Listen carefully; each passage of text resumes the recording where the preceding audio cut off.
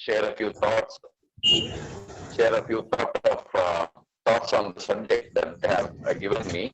So, what I thought to do during the next 30 to 35 minutes is to first, I took the liberty of expanding the topic from capability of Indian Army to Indian Armed Forces. That is basically because today, no single service, either Army, Navy, or Air Force, can win a war or a battle on its own. So you need to have an integration of all the armed forces, that is Army, Navy, and the Air Force. Therefore, I'll talk about all the three in a short form, and then I'll open it up for questions, and then I'll take on the questions as and when they come. First thing is, what are the external threats? When you say external threats, probably 30 years ago or 40 years ago, external threat meant only an army hitting the other army. For example, Pakistan attacking India and then India defending it, or China attacking India and India defending. That was considered to be the external threat. The external threat now has expanded to a number of other events that could happen. So let me first talk about the external threats. First threat, the conventional military to military threat. If Pakistan Army or Pakistan Armed Forces or China attack India, and then the Indian arms will fight them and defend the country. That's the external threat. The second thing is, two-front war is something we talked about. I mean, you have read about in the papers about a two-front war. That is, Pakistan and China. If India has to defend simultaneously both these countries, then how do we do it? Second aspect of it. The third aspect of it, as far as conventional military threat is concerned, is the nature of warfare is constant. Like, for example, aim is aim to inflict on the enemy, etc. But the character is changing. When I say character, the way you actually execute war, that is changing. And when it's changing, it is taking the shape of something that's hybrid warfare and drone warfare. Hybrid warfare is something like, for example, if you take as a spectrum, low high, you see non-kinetic kind of incident in the low spectrum and the kinetic warfare taking place in the higher end of the spectrum. In between, there are a number of options that are available. Like, for example, cyber warfare, space warfare, warfare by drones, which is non-contact, autonomous vehicles and weapons, which have come very newly. So the issue is that there are many options available today to the enemy, to our adversaries, to execute operations in a number of ways. That character of war has changed over a period of time. And the third thing is, third conventional kind of thing is actually low intensity conflict. When you say low intensity sorry conflict, for the interruption. This is the secretary here. Yeah. Your audio seems to be not very clear. Maybe I think you may have to adjust the audio. Maybe some loose contact or something. Can you hear me? Yeah, it is not actually very clear. Maybe some loose contact in the mic or something. Can you hear me now? Yes, sir. Yes. Yeah, I think the mic, the phone was not working. Yes, now it is better. Yeah. I was talking about the conventional military threat, that is a military country attacking our country and we defending it. The second thing I talked about is the character of war that is changing. The way wars are executed are changing today, other than the conventional military to military conflict, in which I had mentioned about cyber warfare, space warfare, warfare with drones, and also autonomous vehicles and weapons. These are methods by which wars can be executed. The other aspect of the warfare is low intensity conflict. When I say low intensity conflict, it is the insurgency that is propagated from, say, Pakistan or from the territory of Myanmar onto Indian side. So this is something which is called as a low intensity conflict, which is also called as counterinsurgency. So this is something which is there in Kashmir, and to some extent in Northeast. There is a difference in Kashmir. The low intensity conflict is perpetuated by Pakistan, whereas in the Northeast it is the Nagas, the Manipuris, and others from the Northeast who actually execute these kind of threats. So basic thing is, this is the external threats that we need to understand. The second thing is on the if you are clear about the structure of the armed forces, I'll just take 30 seconds to explain that. The smallest units we have in the arms known as the 10 people. It consists of 10 people. Something known as a platoon. It's about 36 people. Something known as which is about 120 people. Above that is the battalion, which has about 800 people. Above which consists of battalions and some other supporting units like an artillery regiment, army company, etc., consisting of approximately 100. Consisting of 3.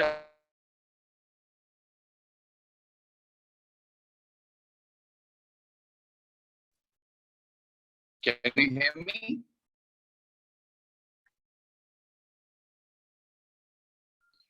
There seems to be some disturbance. Can you hear me now? No, it's not clear. There seems to be some disturbance and it shows bandwidth is low. There's a message Just coming, one bandwidth is low. Just 1 second. Let me just try to. Now it seems to be clear. Yeah. If the sound is clear, I think will improve. Again, there is some disturbance again. Oh, just hold on. Just hold on. I think the bandwidth issue, I guess. Just hold on a second. Yes, sir. Sure. Let me switch off the video so that it gives you more bandwidth. Yes. Can you hear me better now? Yes, sir. Seems better. Yeah. So what I was saying is, I was giving you the organization of the armed forces, starting from a section with 10 people, platoon 35 people, company 120 people, battalion about 800 people, brigade 3,500, a division approximately 12,000 people, and a corps above that comprising of approximately 15,000 people, and above that is the command. When you hear about Eastern Command, Southern Command, etc., that will be approximately about more than about 1 lakh to 1,50,000 people. So that is how this structure is organized. So when you say whether the capability of the Indian Armed Forces is there to look at the external threats, first caveat I want to give is that we should not be actually doing the bean counting. When I say bean counting, what I mean is we should not compare our opponent with the number of tanks or artillery guns or airplanes or ships that he has. The reason why I am saying this is numbers alone cannot give the capability. What gives the capability is the training that is imparted. Second thing is the combat experience that the forces possess. And above all, out of all that numbers that the enemy has got, how much can he bring against us? That actually is the deciding factor. Like, for example, if you take China, his armed forces are larger. He has got much larger number of tanks, guns, aircrafts, ships, etc. But how much can he bring to bear against us is something that we need to work on. That has been worked by us over a period of time. And we find that he will not be able to bring overbearing amount of equipment against us. So therefore, firstly, bean counting is not the right way. In many of the magazines and papers, you'll see that, India has got so many tanks, guns, etc. China has got so many tanks, guns, etc. Therefore, China is much stronger. That aspect should not be taken into account. Second thing is the Indian Armed Forces experience in handling wars. That is, China fought only the 1962 war with us, and thereafter they fought the 1969 there was a skirmish with the Russians on the Ussuri River, and in 1979 the Chinese fought the Vietnamese. After 1979, they have not fought any kind of warfare or any kind of battle. So they lack the kind of experience that is required in an armed force. So that is something that you need to keep in mind. And the next one that we need to keep in mind is the international experience. Like, for example, right from 1950 onwards, we have been contributing troops to UN missions in Korea, Congo, and other places. In fact, India has been the largest contributor of forces to the UN missions abroad to maintain peace. So these are things that we need to keep in mind. And Indian armed forces have also been battling the insurgencies from 1956 onwards. In Nagaland, in 1956, the insurgency started for the first time. And thereafter, it of course continued with Mizoram, Manipur, then it moved on to Kashmir. So Indian armed forces have been fighting the insurgency for ages at this point in time. So what is the total strength of Indian Army? I mentioned to you how many battalions, brigades, etc. We have approximately 36 divisions formed in 13 corps, which I mentioned to you about. So what it means is, when you say eastern part of the border, we have 3 corps actually defending that side of the border. And in Sikkim, we have 1 corps defending that border.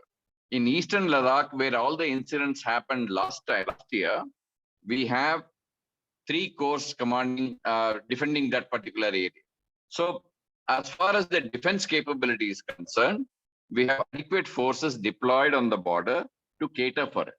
The Air Force is something that we need to look into. Air Force is authorized 42 squadrons. And out of 42 squadrons, 1 squadron of aircraft is approximately 14 aircraft. Okay. When 42 squadrons are authorized, at the moment they are running short of aircraft. You are aware of it, you would have read about it in the papers. But by ordering the Rafale aircraft and also by ordering the light combat aircraft from the Hindustan Aeronautics Limited, their strength is getting boosted up. Once all these aircraft come in, you will find that the Air Force is back to its original strength. As far as Navy is concerned, Navy has got a clear influence in the Indian Ocean region. That means you are aware of the Indian Peninsula. On the western side, you have the Arabian Sea. On the eastern side, you have the Bay of Bengal. And the Indian Navy is actually deployed on both the flanks. That is in the eastern flank in Visakhapatnam and on the western flank in Mumbai and also in Kochi. So once these are deployed, you find that the strength is adequate not only to defend the maritime boundary, but also to extend that influence into the Indian Ocean region. So therefore, and in addition to that, newly built destroyers called Kolkata class, which means the first ship, the name of the first ship is known as the class. So the destroyer Kolkata, named Kolkata, was built in the Gordon Beach shipyard in Kolkata, and that has actually given us a very good increase in the capability, because these are modern destroyers. By the way, the destroyers and the frigates, you must understand, frigates are of a lesser weight, that is about 3,000 to 5,000 tons, and destroyers are above that, 6,000 tons and above. So you have this kind of ships, which are frigates, destroyers, submarines, aircraft carriers, and maritime reconnaissance aircraft, which you have imported from the US. That is a P-8I aircraft that is very capable of maritime reconnaissance. So Navy at the moment is building up its strength. It maintains its influence in the Indian Ocean region, but it also is extending its reach towards South China Sea, where it does a lot of exercises like Malabar and other exercises with the other navies of US, Philippines, Vietnamese, etc. So a lot of these capabilities being built up. The next forces that we need to understand is the strategic forces. What I say by strategic forces is the rockets that we have, which can launch the nuclear missiles against the enemy. At the moment, our rocket capability does not extend to, in fact, most of our rockets are actually carrying the strategic missiles, which are the nuclear missiles. The conventional missiles will come as and when the numbers increase. Today, our capability is to launch missiles which can hit at the range of 5,500 kilometers, which is actually covering all of Pakistan and all of China. It can cover. So that should not be an issue. The issue is the numbers. The numbers are getting built up. The other things that I talked to you about, like, for example, the hybrid warfare and gray zone warfare, about which we need to understand. One is the Defense Cyber Agency. The Defense Cyber Agency has been started about 2 years ago, basically to carry out cyber operations, both offensive and defensive. Defensive cyber operations means when a cyber attack comes into the country from an adversary, you counter it, you negate that particular thing, you cut it off, and then also launch an offensive when it is required. The Defense Cyber Agency has come into existence. Not only the Defense Cyber Agency, there are other agencies which also look at cyber capabilities. And when I say that, sorry. And when I say that, you have IB, you have RNDW, you have National Technical Reconnaissance Organization, Research Organization, NTRO, and all others. There are some other agencies. All of them have got the cyber capability to cater for the defensive and offensive capabilities. The space capabilities is something that we need to understand. We all would have followed the launching of many of the satellites that we do.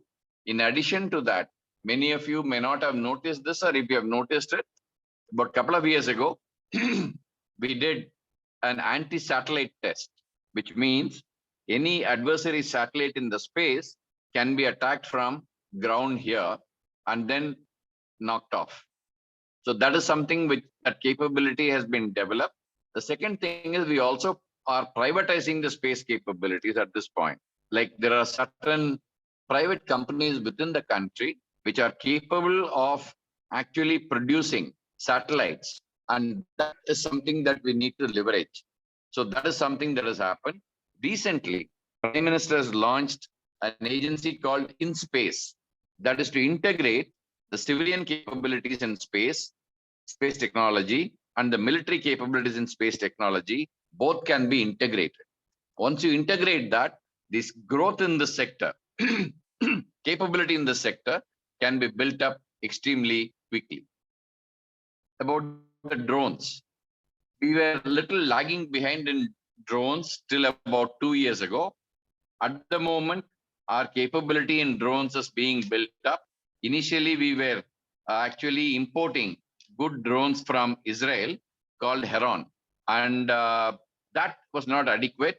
So nowadays, what we are trying to do is to get the drones made indigenously, and the first orders for indigenously produced drones have been placed. So this is something that we can look forward to develop that capability in drones. The last point I have is on defense industry. Today, you all know that China has got more weapon systems than India, and that reason is twofold. One, it spends more money on defense equipment. Like, for example, we spend about $60 billion worth of defense budget. China does around $220 billion worth of defense equipment, defense budget. So it's almost 3.5 times your defense budget that they are spending in every year. Therefore, they will definitely have more capabilities than us. That is number one.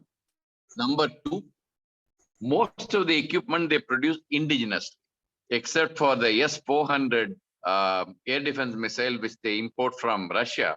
All other equipment is actually imported, made by them indigenously within China. How have they reached that capability?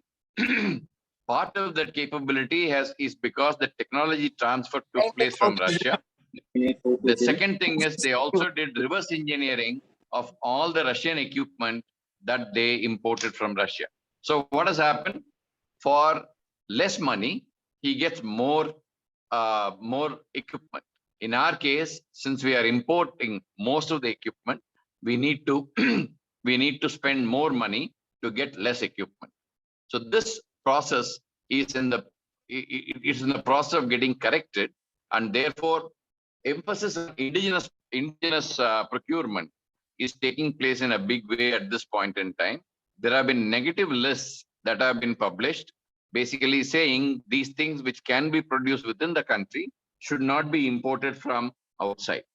So there are a lot of effort that is going on into all this, and therefore you will find that in about 5 to 7 years' time, the Indian defense industry will catch up to the extent of supporting its armed forces from indigenously produced equipment. So these are the factors that I have told you.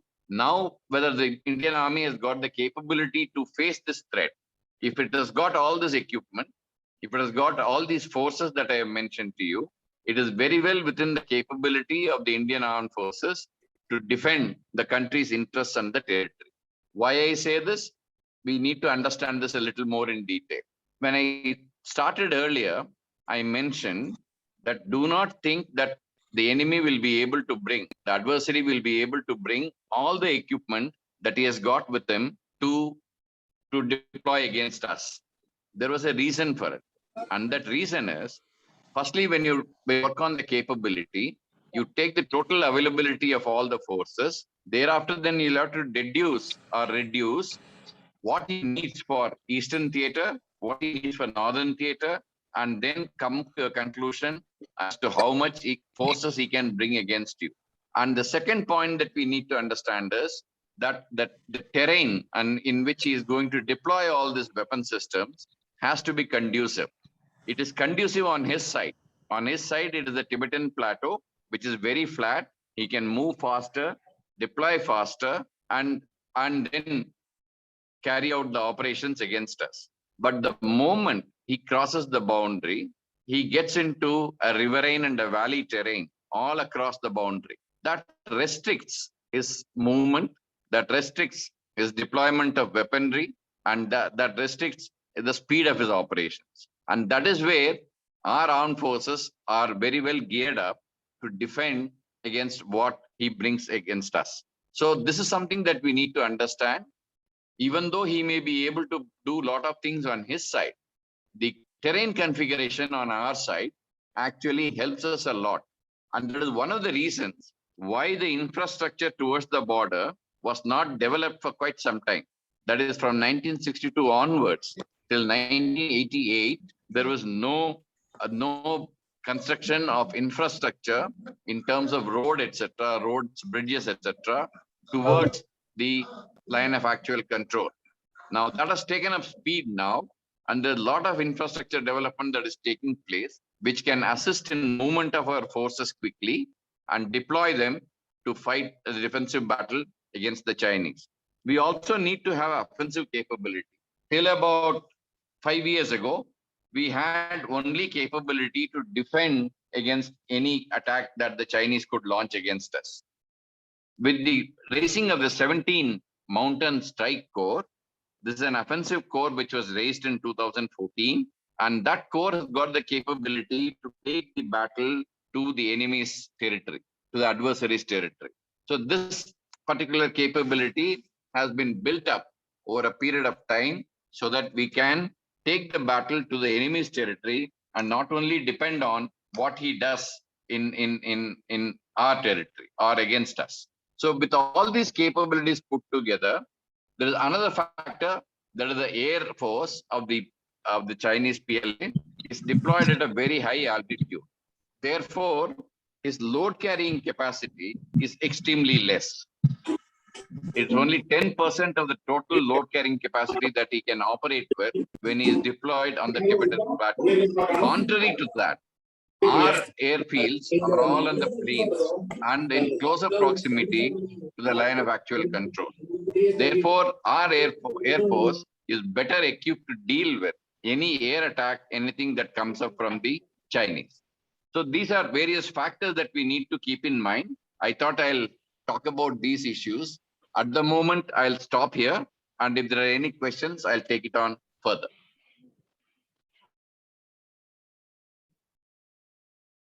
Anyone has any questions? Thank you, sir, for the very interesting delivery that you have given. And I think there are 100 people participating in this Zoom meeting, and there must be a lot of youngsters who would like to ask a lot of questions. Anyone Please go interested ahead. to ask question, please unmute yourself and go ahead. Sir, good evening. I would personally like to ask. Okay, go ahead. Sir, good evening, sir. This is Prabhakaran, retired Indian Forest Service officer. It's an excellent narration of our defense capabilities, sir. Our salutes to you. Only one Thank question you. from my side. You said till for some time we didn't develop the infrastructure on our borders, but now we are having roads and everything. Can the Chinese utilize it, and they can also travel in the same roads? No, that also is a bit negative side. Am I correct or wrong, sir? You are very correct in asking that question, and it's a very interesting question that you asked. There is something known as scorched earth policy, and the scorched earth policy is not to allow the enemy any kind of leverage in terms of using that area in which he enters. That is the policy that we followed till 1988, because at that time our armed forces were not so well developed, the numbers were less, and therefore we were not able to defend those areas into which the Chinese could come. That has changed. By a thumb rule, whenever you create a road towards the border, to defend that road, you need to deploy one brigade size force, that is approximately 3,500 people in various formats. I'm not going into the tactical aspects of it because that will be beyond the scope of this talk. But what I am trying to say is that kind of a force level has been catered for. And when you create these roads and take them right close to the line of actual control, then you have to defend them. And to defend them, you have to deploy that kind of a force that is being catered for. Therefore, even if you create these road axes, we can use it and defend it. Thank you, sir. If I may add, sir, I think that is the you mentioned about scorched earth tactic. So that is what I think Soviets used against the Germans during the World War. Correct. Yes. Okay. Anyone else can please go ahead. Good evening, sir. Yeah. So, is there any, more budget to be sanctioned? Still more budget to be sanctioned for the army? Is it enough? This is a very sticky question. In fact, this is my third lecture today. 2 lectures I delivered in College of Defense Management in Hyderabad. And our own armed forces officers were asking the same question which you asked, actually. There is a problem that we face in our country. We have, say, if you have 100 rupees, then you have to decide between where to put that money. Whether you will give it to armed forces, whether you will give it to people to raise the standard of living, whether you will put it in healthcare, whether you will put it in education. So those things are to be decided. The problem that we find is, since we are still a developing country, you need money for other social sectors that needs to be built up. Therefore, there is a limitation to which you can increase the defense budget. What we can do to make better use of the defense budget, we can do 2-3 things. One is optimization of your force levels, which is being done. Like, for example, we used to have military forms in the armed forces. Basically, they used to supply milk for the troops where milk was not able to reach. Today, with modern technology, you have Tetra Pak milk, etc., which could survive for more than a week. So what you do, you have disbanded all the military forms, and the money that you used to give to the military forms can be utilized for modernization purposes. Similarly, a number of things are being done within the armed forces to optimize the resources so that you can get more money for modernization. That is one. Second thing is, as I told you earlier, we need to indigenously produce equipment. That is something that if we do, we will get more money for modernization. That is also being looked into. While the defense budget may look inadequate at this point in time, with proper use and improvement of techniques, we will be able to make better use of the defense budget. That is the way we need to look at till the time our social strata is improved and the standard of living of the people comes up to the desired standards. Thank you. Thank you.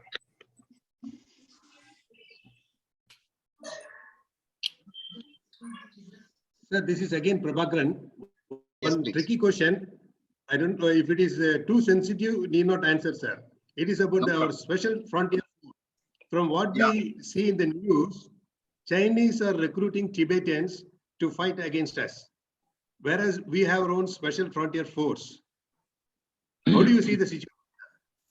Okay, it's again a good question. The Special Frontier Force is something which was raised after 1962, fully made of mainly Tibetan people, so that we can use them in some form when the balloon goes up with the Chinese. But the issue that comes up is now from 62 onwards, now we are in 2021.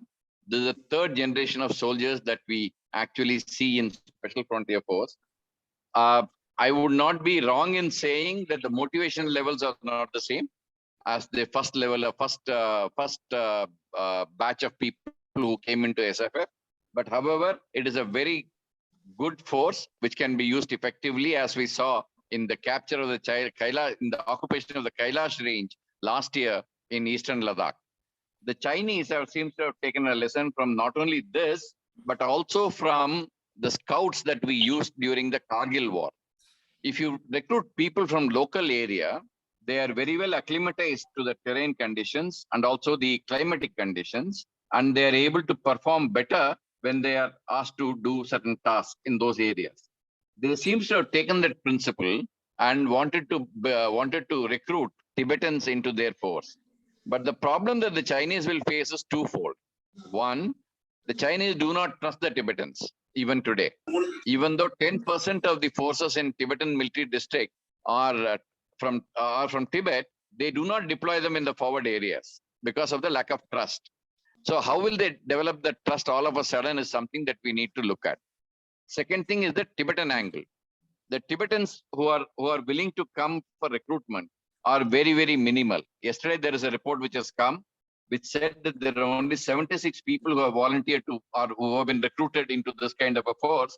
And now the Chinese government may be forcing people to join this. When you force people to join a particular service, the motivation levels are going to be low, the trust levels are going to be low. So therefore, they'll find it extremely difficult to deploy them and effectively and then employ them against our forces. But I think our special forces, our special frontier forces are much, much better equipped, much, much better trained, and much, much better motivated. To that extent, I think we'll be safe in that particular domain. Thank you, sir.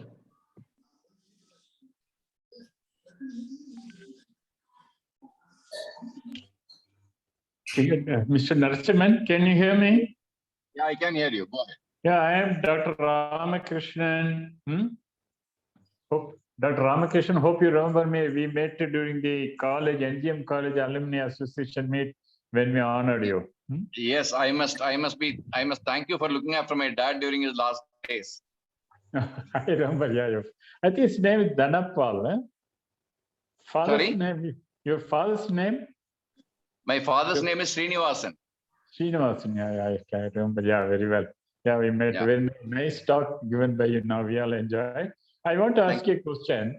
Is it necessary to publish in the media whatever armory we purchase from other countries with this much, so many times, so many aircrafts and all those things in the news media? And should we not keep all those things as a secret?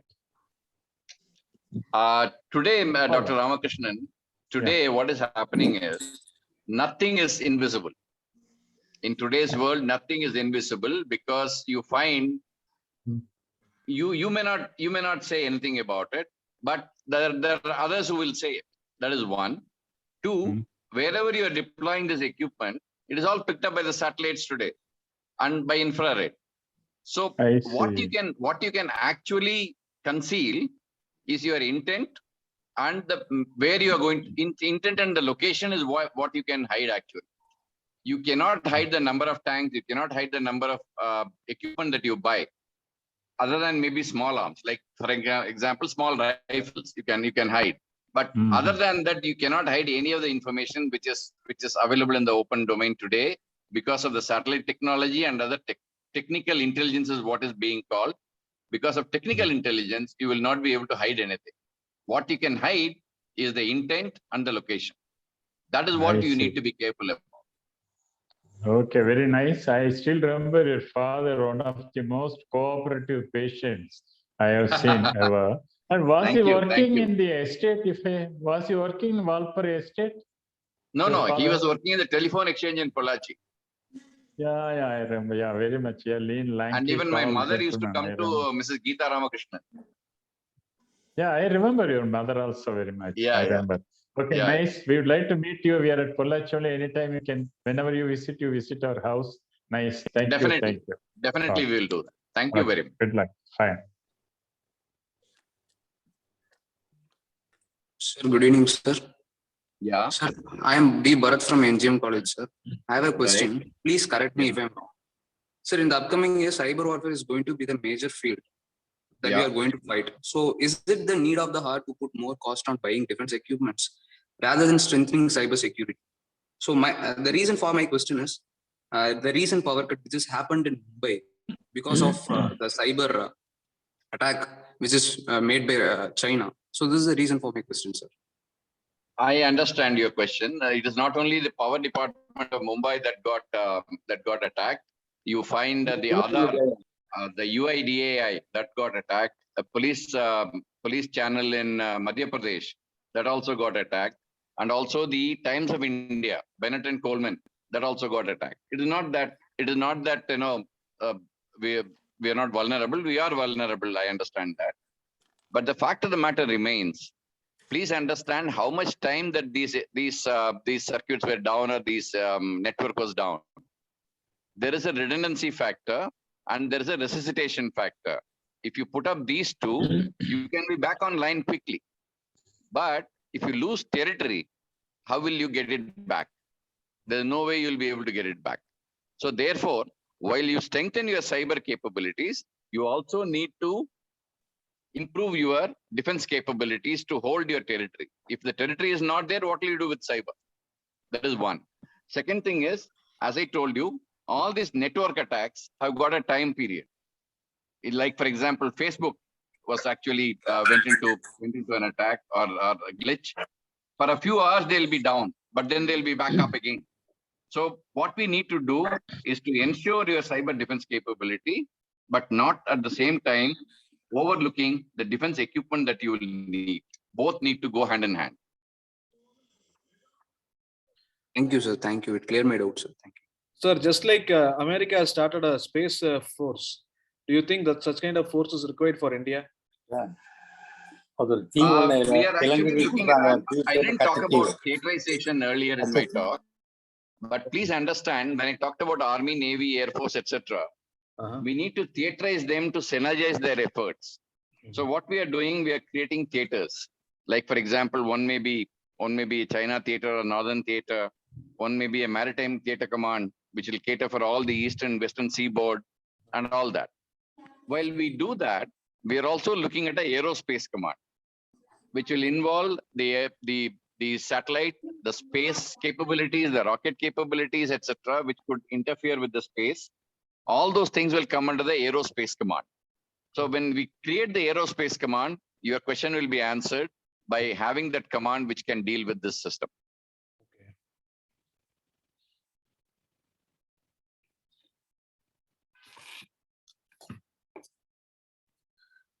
Any more questions?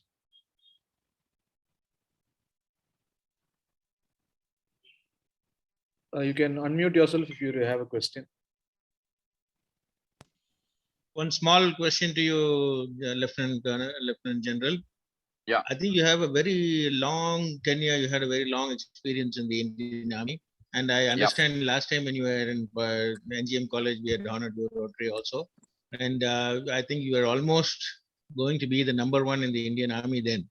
But okay, Correct. something would have happened. And but within this long tenure, there must be some experience which you had some experience or something which you would like to share, which was very much different from normal thing, or which is really praiseworthy, or something very different from the normal thing. Would like to share a few of those incidents? Maybe I think even the Kargil war and such times you were there heading. I I will cover it in a few issues. One is the reason why you feel that I didn't become number one. When you become a lieutenant general in the army, there are only two things that are considered to make you the chief of army staff. Yeah. One is your date of birth.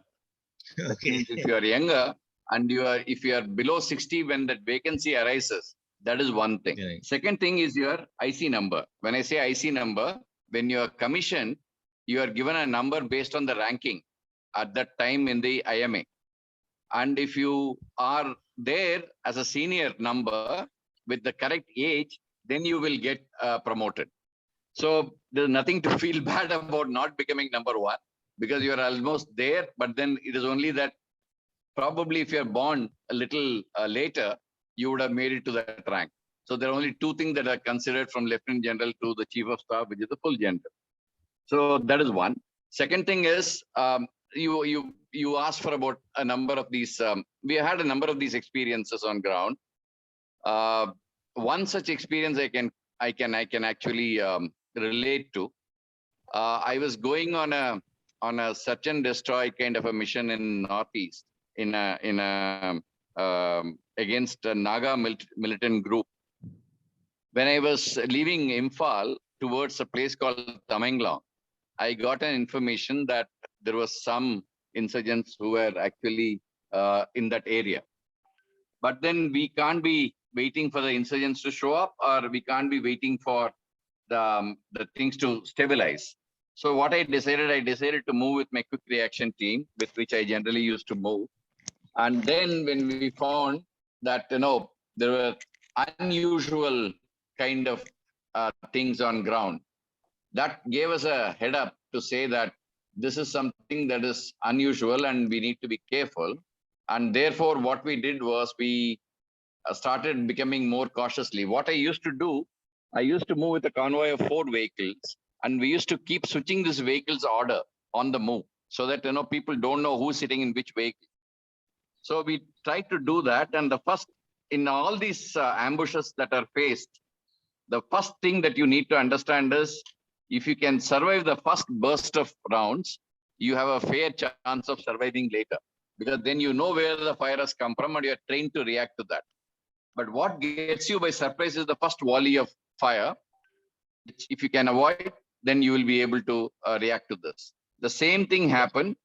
And even while going for evening walks, I used to train my quick reaction team to keep searching the side area, the mountains, etc. on the side, so that, we can clear them. So when the firing started, luckily it didn't get us. The fire was a little way off, and then we were able to react to it. And then we were able to neutralize some of the militants who had laid that ambush. Every time one can't be lucky, and if the first volley of fire, if it catches you, you're done. That is the end of you. But then we were lucky on that day. That is one incident. Second incident was involving a tracker dog, which used to track the militants in the jungles. When we are when we are laid an ambush for a particular group of insurgents who were supposed to be moving in that area, throughout the night, approximately nothing happened. So when we were about to disengage from that ambush site and go back to our company location, we received some fire from a little distance. When we started chasing the militants into the jungles, what typically happened was that the tracker dog was actually leading us in front. And when the insurgents ran, there was some clothing from. So we gave the scent of those clothing to the tracker dog, and the tracker dog started leading us to the site. There was a pond in which it entered. The moment it entered, we received fire again. So the reaction of the dog was very, very, very interesting. It just ducked inside the water for a while. And then it came up further. In the meanwhile, of course, we found out and then tried to locate the insurgents. But the action of the tracker dog was extremely important, and it's an intelligent animal. So it reacted in the manner it should react, and it was very interesting to see that. The third thing is, when you get lost in the jungle, Northeast is full of jungles actually. when you actually go cross country into those areas, throughout the night, if you walk, you may probably cover a kilometer and a half. The jungles are very thick and dense, and the movement at night without any light or any torch, etc., is extremely difficult. So when we were doing one of these cordon searches in that area, it took us the whole of night to reach that area. And the issue is that even if you make a slight amount of noise in the jungle, you're done, in the sense that the militants will know that somebody is around. There are other things that you have to do in the jungle. Like, for example, South Indians are very fond of using powder. Generally, when you have a bath, then you have a powder on yourself. And that powder lets out a very, very strong smell in jungle in the humid climate. So if you give any kind of sense of smell, etc., in the jungle, you have to be extremely careful. So we always test people from before entering the jungle, whether any kind of smell comes from any of us, so which could give a location to the militants. When you keep searching for these militants in the jungles, there are a lot of things that could go wrong. How do you cordon them? How do you launch the raid, etc.? These are all a specialized training I used to give as an instructor in counterinsurgency and jungle warfare school. So there are a lot of such incidents that have happened, both during both in my deployment toward the Chinese side, as well as on the Nagaland and the Manipur side. There are a lot of such incidents which you have come across. Many of the things are very interesting to hear now, but when you go through it, it is really tough. And then, at times one wonders as to what you are doing there, but then the better sense prevails all the time. So I think I'll stop here, and if there are any more questions, I'll take. So very well said, sir. Very interesting. And if there's any more questions, we'll have one more. General, I just want to put up one question. Gopalakrishnan here. Yeah.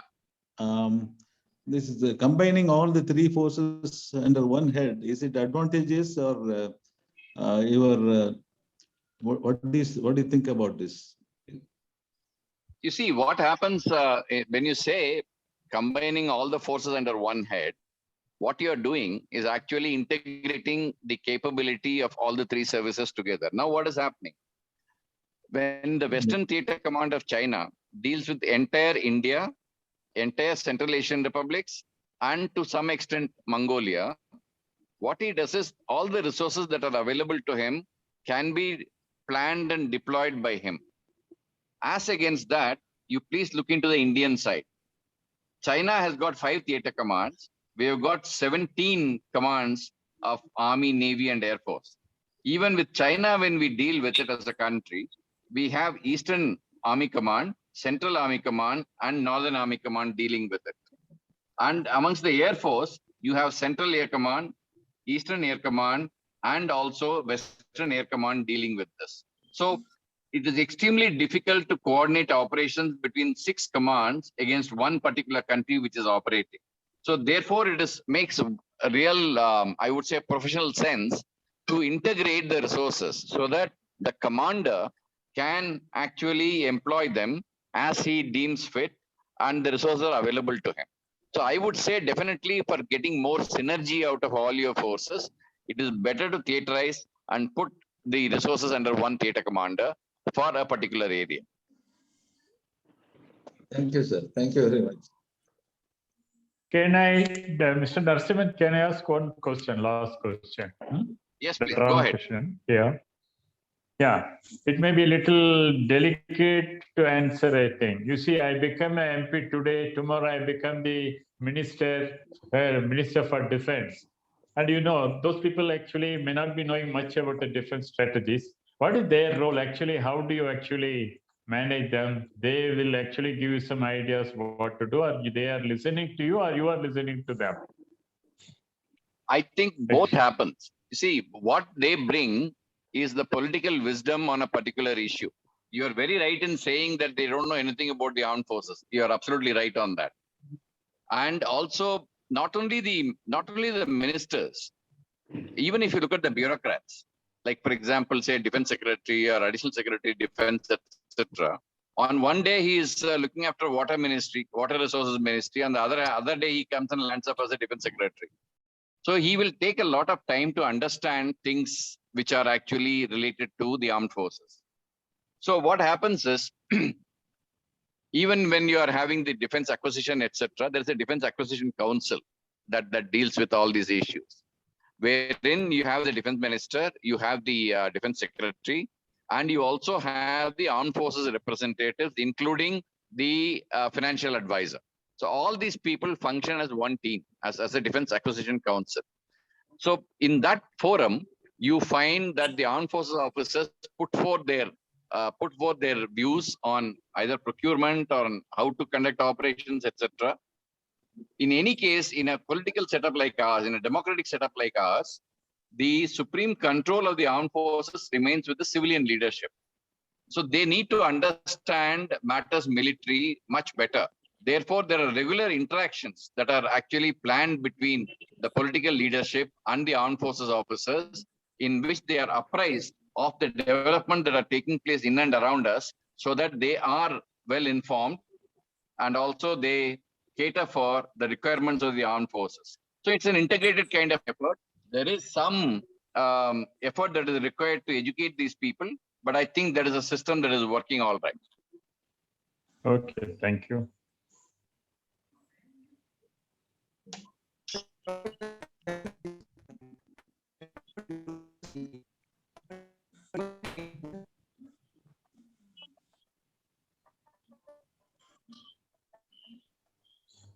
Okay, John, I think shall we?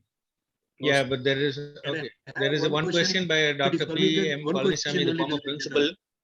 Please go ahead. Please go ahead. Don't worry. College. I have time not to worry about it. Go ahead. Is he there, Dr. P.M. Palanisamy? Okay, he has typed out a message. Vanakkam Uyirthiru Narasimhan sir. தங்களுடைய பணிக்காலத்தின் மறக்க முடியாத incident ஏது விளக்கம் தர வேண்டுகிறேன். I thought I talked about it earlier. Yes. I don't know whether you listened to it or not. Okay, that message has just come down. That's why. Yes. Okay. Prabhakaran, one more question, if it is permitted. Go ahead. Sir, recently we have been watching our patrol in our Kashmir jungles, where we lost 9 good officers and good son of the soil. Yes. And this patrolling, every time we go for what we say dominant patrol, or whatever you call it, area domination patrols. Yeah. Can't we use drones to pick up the heat signature in the night and corner those people? There is a problem in that. We have been using drones, by the way. I mean, I have been using drones myself as a corps commander to locate the insurgents, etc. The problem that comes up is, even with the thermal imaging and everything else, when you have a thick canopy of the tree line, it is extremely difficult to actually locate people underneath it. It becomes very difficult. We use a lot of sensors. Like, for example, underground sensors are placed to locate anybody who is actually trying to enter into a territory, etc. We do those. We have certain amount of radars, battlefield surveillance radars, we call them. Those are also there. But all of them are only effective to an extent when you have an undergrowth. That is something that we are not able to overcome. And also the difficult terrain in which we are expected to operate. That is another one that we need to contend with. So therefore, there are issues. We are actually using many of those equipment, but I think we need to live with this for a while because of the terrain and the undergrowth conditions that we look at. Thank you very much, sir.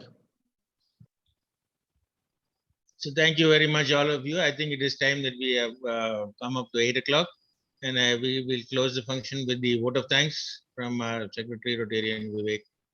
Yes, sir. There is actually one question from one student.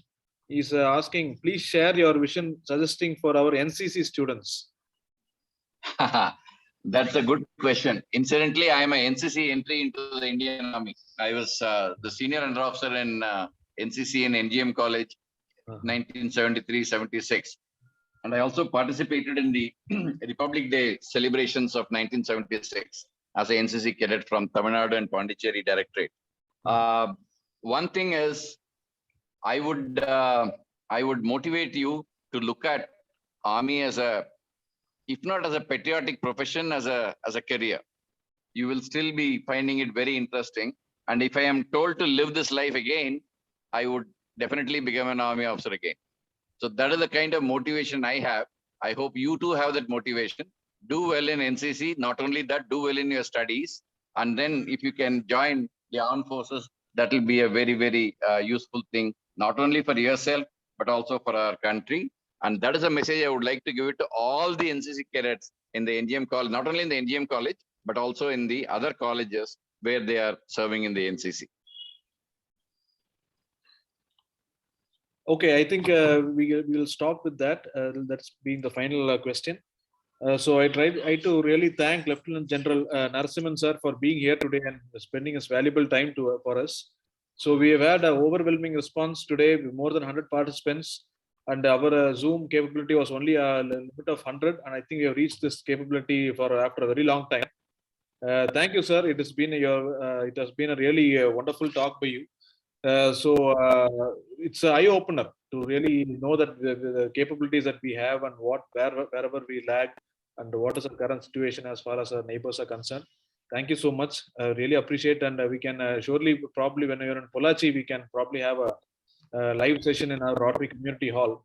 So we can even today I think a lot of students also were there. So this will also be a big motivation for them. We have a couple of announcements today. So next is our Rotarian, yes, Bala Manikam is celebrating its anniversary today. That is all the announcements we have for today. I thank all the Rotarians, the guests and the students, Rotaractors for being here today. So once again, a very good thank you, Dr. Sir. Narasimhan sir. Thank you so much for being here. So thank you, everybody. Let's have a good night. Thank you. Good night.